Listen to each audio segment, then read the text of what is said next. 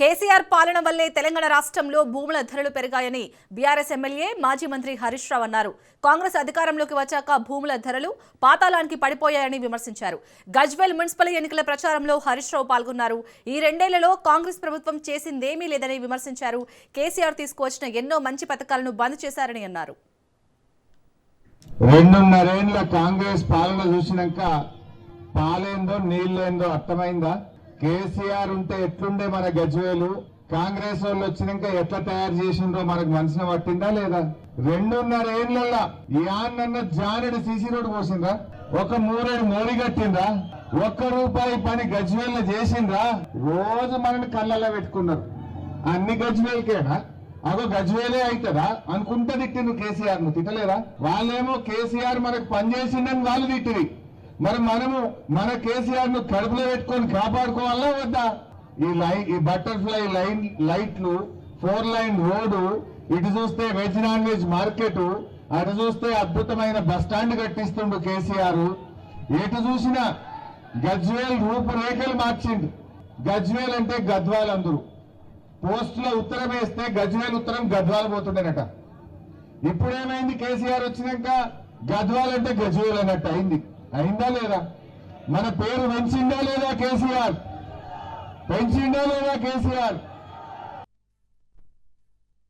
Pension అయినా, కళ్యాణ లక్ష్మి అయినా, KCR kit అయినా, మరి పట్టణాల అభివృద్ధి అయినా, మంచి నీళ్లైనా, పిల్లల చదువులైనా, గురుకుల పాఠశాలలైనా, ఎస్సీ ఎస్టీ బీసీ మైనారిటీ పిల్లల చదువుల కోసం 1000 గురుకులాలు పెట్టిండు మన కేసీఆర్. రేవంత్ రెడ్డి వచ్చినాక ఏం చేసిండమ్మా? ఉన్న బతుకమ్మ చీరలు బంద్ అయినాయి, గొర్రె పిల్లల పథకం బంద్ అయింది, దళిత బంధు పథకం బంద్ అయిపోయింది, కేసీఆర్ కిట్టు బంద్ అయిపోయింది, న్యూట్రిషన్ కిట్టు బంద్ అయిపోయింది, పిల్లల ఫీజు రియంబర్స్మెంట్ పథకము రద్దయిపోయింది. అసలు చేసిందేం లేదు, ఉన్నాయి బంద్ పెట్టుడే. కేసీఆర్ కట్టిన బిల్డింగ్లకు రిబ్బన్లు కత్తిరించుడు, లేదంటే కేసీఆర్ పథకాలకు కత్తెర పెట్టుడు. రైతు బంధు పడ్డదా? ఇప్పుడు యాసంగి ఫిబ్రవరి వచ్చింది, పడ్డదా? ఎరువు బస్తాలు దొరుకుతున్నాయా? కేసీఆర్ ఉండగా ఇదే గజ్వేల్లో ఎక్కడన్నా తెలంగాణలో ఎరువు బస్తాలు కావాలంటే ఆటోని చెప్పి 4 సంచులు వేసుకురారా అంటే ఇంటికాడ వేసిపో. ఇప్పుడేంది పరిస్థితి? దొరుకుతున్నాయా? రూమ్ యాడ్ చేసుకోండి. కేసీఆర్ గెలవంగానే 2000 చేస్తా అంటే మొదటి నెలనే 2000 చేసిండు. గెలిచిన తెల్లారే చేసిండు. వీడిప్పుడు 2.5 ఏళ్ళు అయింది, సగం పీరియడ్ అయిపోయింది. ఇంకెప్పుడు ఇస్తాడు? ఇప్పుడు పైసలు పంపిండట. ఇవో గజ్వేల్ కేసీఆర్ని కదా, ఎట్లనే చేసి ఉడగొట్టే మనం బాగా తిట్టచ్చు అని కట్టలు పంపిండట రేవంత్ రెడ్డి. ఇక కాంగ్రెస్ వాళ్ళు వచ్చి పొద్దుకి మీ ఇళ్ళల్లో ఫుల్ ఓటుకు 5000 ఇస్తారట. తీసుకుంటారా? ఓట్లు పెట్టుకోమంటారట. నేను ఒకటే అంటున్నా, అవి మనం కొట్టిన సంపాదించినాయి. ఒట్టు పెట్టుకోమంటే ముందే మనసులు అనుకోవాలి. దేవుడు ఇది ఉత్తుతో ఉంటే నేను, ఎందుకంటే మేము నియ్యదు తప్ప మాకు అన్నం పెట్టిన కేసీఆర్కే వేస్తామని మనసులు అనుకోవాలి. తీరాబాయ్ ఈ 5 కాదు 52,000 బాకీ పెట్టి అక్కడ పోవాలి. ఇది తీసుకున్నాక అడగాలి, అంతేనా లేదా? మహాలక్ష్మి అన్నాడు, మహిళలకు 2500 వచ్చినాయి. ఎవరికన్నా వచ్చినాయి? ఎవరికన్నా? అది మోసమే.